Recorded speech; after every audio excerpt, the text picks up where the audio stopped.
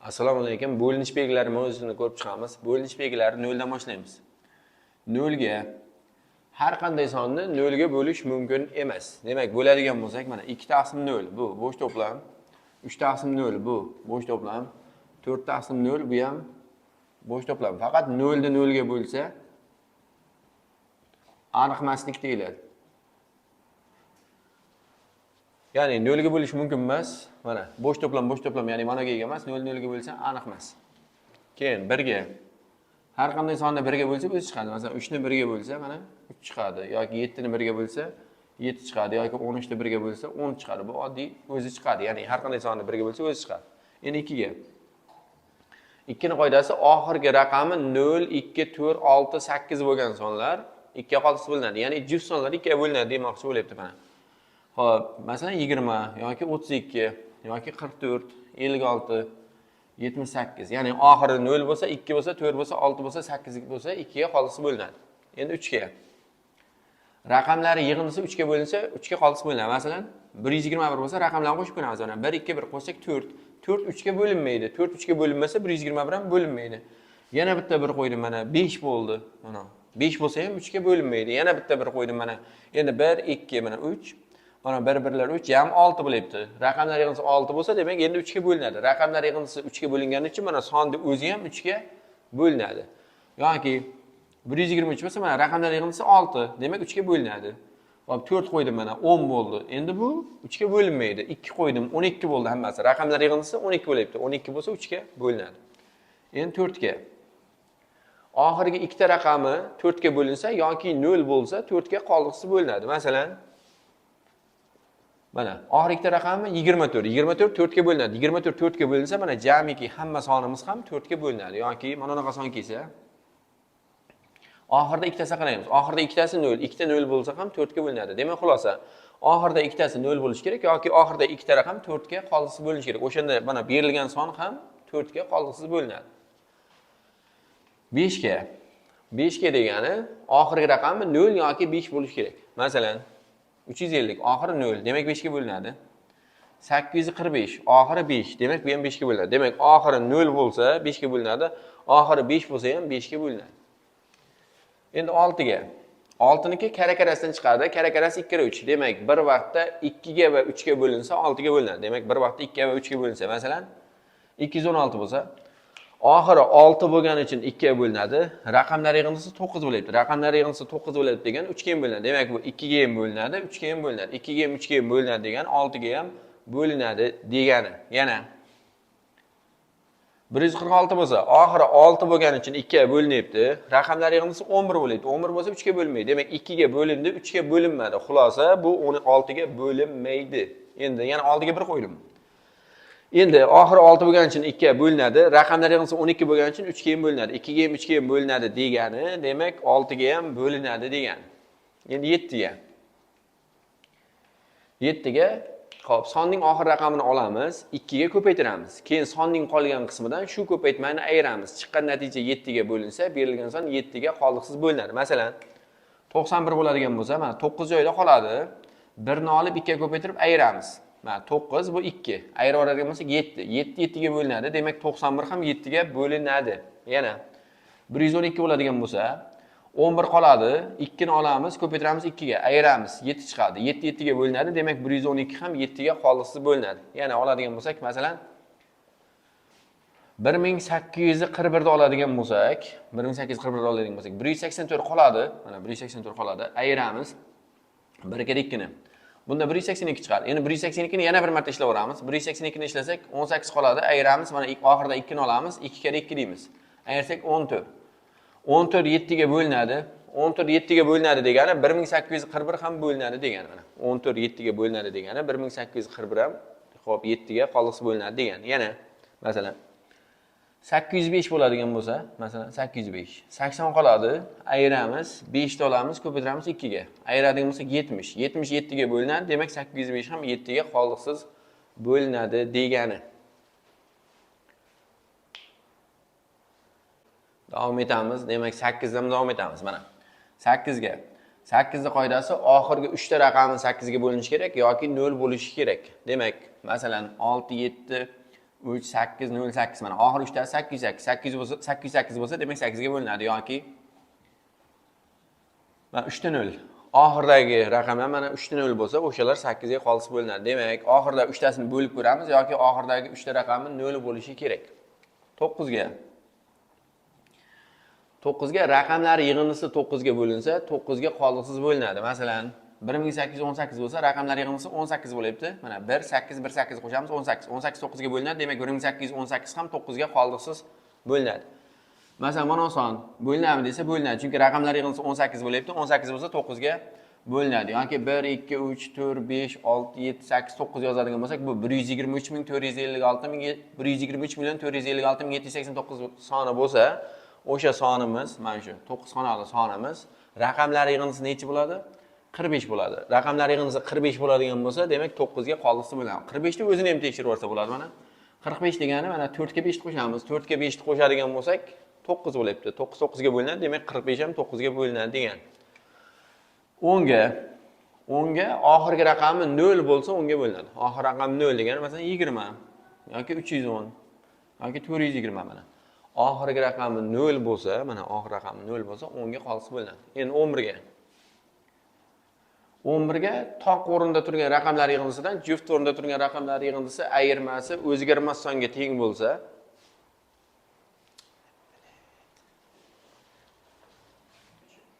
11 da ko'radigan bo'lsak, 11 da toq o'rinda turgan raqamlar yig'indisidan juft o'rinda turgan raqamlar yig'indisini ayiramiz. Chiqqan javobi ayirmasi 11 ga bo'linsa, berilgan son 11 ga bo'linadi. Masalan, mana son keladigan bo'lsa, ustiga yozamiz uni. Birinchi o'rin, ikkinchi o'rin, uchinchi o'rin, to'rtinchi o'rin. Bir tagida nima bor desa 3 bor, 3 tagida nima bor desa 2 bor. Qo'shsak 5. Keyin 2 ning tagida 2 bor, 4 tagida 3 bor. 2 o'rin qo'shsak yana 5. 5 dan 5 ta ayiramiz. 5 dan 5 ta ayirsak 0. 0 11 ga bo'linadimi desa, 0 11 ga bo'linadi. 0 11 ga bo'linadi degani mana son ham 11 ga qoldiqsiz bo'linadi degan. Yana 121 bo'lsa, masalan, ustiga yozamiz. Birinchi o'rin, ikkinchi o'rin, uchinchi o'rin, birda tagida 1, uchta tagida 1 qo'shib oldik. Mana toq o'rinni qo'shib oldik 2. Endi juft o'rin 2 ni o'zi, demak bu ham yana 2 chiqadi. Endi 2 dan 2 ni ayiramiz. 2 ni 2 ni ayirsak 0 bo'lyapti. 2 ni 2 ni ayirsak 0 bo'lyapti. 0 11 ga bo'linadi. Demak mana 121 ham 11 ga bo'linadi. Yana xo'p, bu son kelsa, mana shu sonimiz kelsa, ustiga yozamiz. Birinchi, ikkinchi, uchinchi, to'rtinchi, beshinchi, oltinchi, yettinchi, 8-o'rin. Demak, birinchi o'rin tagida 5, 3 tagida 6, 5 tagida 7, 7 ning tagida 2 mana. Qo'shib oladigan bo'lsak, bu 11, 18, 21 bo'lyapti. Xo'p, 11, 20 bo'lyapti. Endi 2 ning tagida 6, 4 tagida 5, 6 ning tagida 2, xo'p 8 tagida 7. Buni qo'shadigan bo'lsak, bu ham 20 bo'lyapti mana.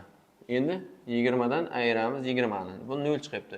0 chiqsa 0 11 ga bo'linadi. Demak, mana sonimiz ham 11 ga bo'linadi. Endi 11 ga yana bitta yozaman. Masalan, mana son ustiga yozaman. Birinchi o'rin, ikkinchi o'rin, uchinchi o'rin, to'rtinchi o'rin. 1 tagi 7, 3 tagi 4 qo'shsam 11, 2 tagi 0, 4 tagi 0 qo'shsam 0.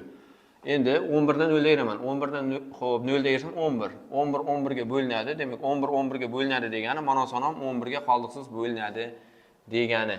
Endi 12 ga o'tamiz.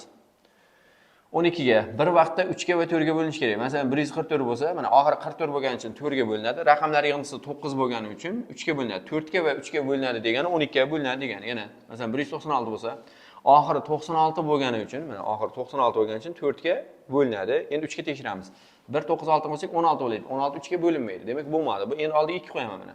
96 bo'lgani uchun yana 4 ga bo'linadi. Endi raqamlar yig'indisi necha bo'ldi desa, raqamlar yig'indisi 18 bo'ldi. 18 bo'lsa endi 3 ga bo'linadi. Demak, 3 ga ham 4 ga ham bo'linadi. 3 ga ham 4 ga ham bo'linadi degan 12 ga bo'linadi degan. Endi 13 ga.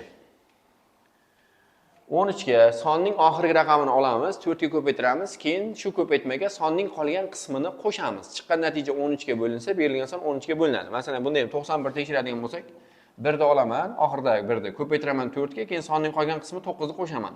Mana qo'shsam bu nima chiqdi? 13.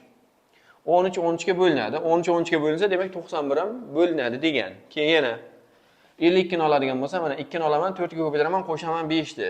Bu 2 ga 4 nima? 8, 8 ga 5 qo'shsam 13. 13 13 ga bo'linadi, 13 13 ga bo'linadi degani 52 ham bo'linadi degani. Xo'p, yana. Xo'p, boshqa 143 olsam, masalan, 143 tekshirsam, 14 xo'p 3 ta olaman, mana oxirida 3 ta olaman, ko'paytiraman 4 ni, qo'shaman, qolgan 14 ni. Bu 26 bo'ladi. 26 13 ga bo'linadi. Demak 143 ham bo'linadi. Bu kichkina sonlarda. Endi katta sonlarda kelsa, masalan, xo'p, 230 ming 230 kelsa, mana shu 13 ga bo'linadi desa, mana 3'ni olaman. Oxirida 3 230, ayiraman qolgan 3'ni 230 ni. 0 chiqadi. 0 13 ga bo'linadi. Demak, mana общий katta 6 xonali sonimiz ham 13 ga qoliqsiz bo'linadi degan. Yana 121 yana 121, ya'ni 121 ming 121. Buni ham 3tasini olaman. 121 ayiraman 121. Nima chiqadi? 0 chiqadi. 0 bo'linadi. 0 13 ga bo'linadi. Demak, mana berilgan son ham 13 ga qoliqsiz bo'linadi. Yana hop. Mana son kelsa 261 ming 131 degan sonimiz kelsa, mana 3'ni olaman. 131 ayiraman 261. 131 dan ayiraman 261 da ayiradigan bo'lsam minus 130 chiqadi. Minus 130 13 ga bo'linadi. Demak, mana berilgan son ham 13 ga qoliqsiz bo'linadi degani. Yana yozadigan bo'lsam. Xo'p. Mana bitta son. Mana shu 13 ga bo'linadimi desa, men uchalasini olaman. Uchalasi oxir 3tasi 390 ayiraman 260. Ayiradigan bo'lsam 130 chiqibdi mana. 130 13 ga bo'linadi. Demak, bu ham 13 ga qoliqsiz bo'linadi degani. Yana yozadigan bo'lsak 6 6 6 6 6 6 mana 666 ming 666. Mana 3'ni olaman. 666 ayiraman. Yana qolgan 3'i 666. Ayirsam 0 chiqadi. 0 13 ga bo'linadi. Demak, mana son ham 13 ga qoliqsiz bo'linadi. Endi 14 ga ko'ramiz. 14 ga kara-karasidan chiqadi. 2 kere 7. Bir vaqtda 2 ga va 7 ga bo'linsa 14 ga bo'linadi. Masalan, 196 bo'lsa, oxiri 6 bo'lgani uchun 2 ga bo'linadi. Endi 7 ga tekshiramiz. 7 ga 19 qoladi. Ayiramiz, 6 ni ko'paytiramiz 2 ga. 19 dan 12 ni ayirsak 7. 7 7 ga bo'linadi. Demak, xulosa 196 2 ga ham bo'linadi, 7 ga ham bo'linadi, 2 ga ham 7 ga ham bo'linsa, demak 14 ga ham bo'linadi degan. Endi 15 ga 15 ga desa, bir vaqtda 3 ga va 5 ga bo'linishi kerak. 15 ga. Bir vaqtda 3 ga va 5 ga bo'linishi kerak. Demak, 15 ga masalan 255 tekshiradigan bo'lsam, oxiri 5 bo'lgani uchun 5 ga bo'linadi. Raqamlar yig'indisi 2 5 5 qo'shsam 12. Demak, 3 ga ham bo'linadi. 5 ga ham 3 ga ham bo'lingani uchun 15 ga ham bo'linadi. Endi 16 ga 16 ga qoidasi oxirgi 4 ta raqamni olamiz. O'sha oxir 4 ta raqam bo'linishi kerak yoki o'sha oxir 4 ta raqam 0 bo'lishi kerak. Masalan, mana 1 2 3 4 ta 4 ta 0 bo'lsa, mana shuni 16 ga bo'linishi aniq yoki mana bunaqa bo'lishi kerak mana. 1616. O'sha 1616 16 ga bo'linadi. Ya'ni yoki 4 tasini bo'lib ko'ramiz yoki 4 tasi 0 bo'lishi kerak. Endi 17 ga 17 ga sonning oxir raqamini olib 5 ga ko'paytirib qolgan qismini ayiramiz. Chiqqan javobi 17 ga bo'linsa, berilgan son 17 ga bo'linadi deyiladi. Masalan, 51 tekshiraman mana. 51 tekshirish oxirdagi 1 ni olaman, ko'paytiraman 5 ga. Keyin qolgan qismini ayiraman. Qolgan qismi 5. 5 dan 5 tersam 0. 0 17 ga bo'linadi. Demak, mana berilgan son ham 17 ga bo'linadi deyiladi. Masalan, 102 ni olaman mana. 102. Xo'p, oxirdan olaman 2 ga ko'paytiraman 5 ga. Keyin ayiraman, qolgani 10.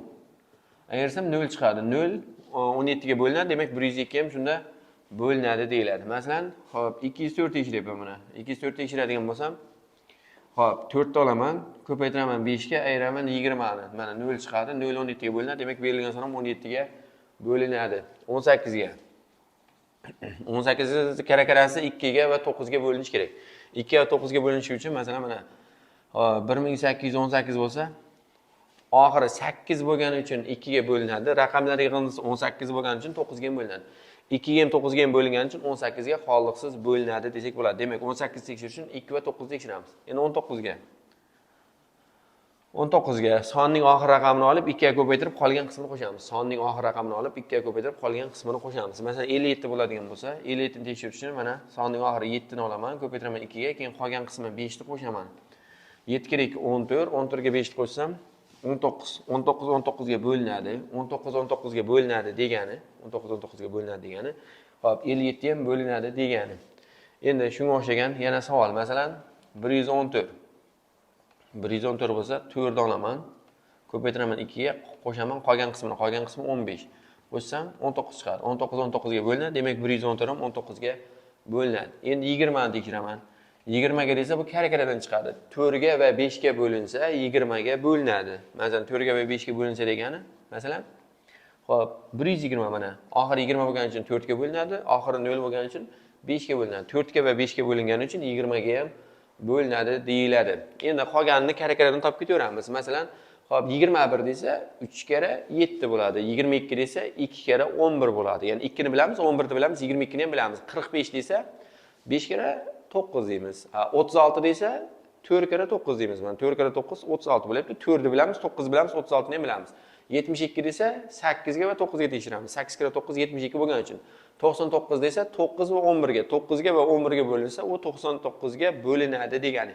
Ya'ni qolganini o'shanaqa kara-kara qilib topib ketaveramiz. Endi bizga xo'p, mana bunaqa ifodalar berilsa, ya'ni ABC ko'rinishidagi, ABC ko'rinishidagi 6 xonali sonlar berilsa, masalan, mana 303, ya'ni 303 yoki 671 yoki 842, ya'ni mana uchalasi 303, bunisi 671, bunisi 842. Mana shunaqa bir xil bo'lsa, mana shunaqa sonlarni tekshirib o'tirishga hojat yo'q. Bunaqa sonlar mana shunaqa uchalasi bir xil bo'lgan ABC ko'rinishidagi sonlar 7 ga 11 ga 13 ga bo'linadi. Hammasi har qanday mana shu ko'rinishdagi sonlar 7 ga 11 ga 13 ga qoldiqsiz bo'linadi. Keyin shundan xulosa 7 kere 11 77 ga ham bo'linadi. Keyin 7 kere 13 91 ga 7 kere 13 91 ga ham bo'linadi. Keyin 11 kere 13 143 ga ham bo'linadi. Keyin hammasini ko'paytirsak 1001 ga ham bo'linadi. Demak, mana shu sonlarga, mana shu 7 ga 11 ga 13 ga, keyin 7 kere 11 77, 7 kere 13 91, 11 kere 13 143, keyin uchalasini ko'paytmasi 7, 11, 13 ko'paytirmasi 1001 ga, mana shu ko'rinishdagi sonlarning hammasi qoldiqsiz bo'linadi.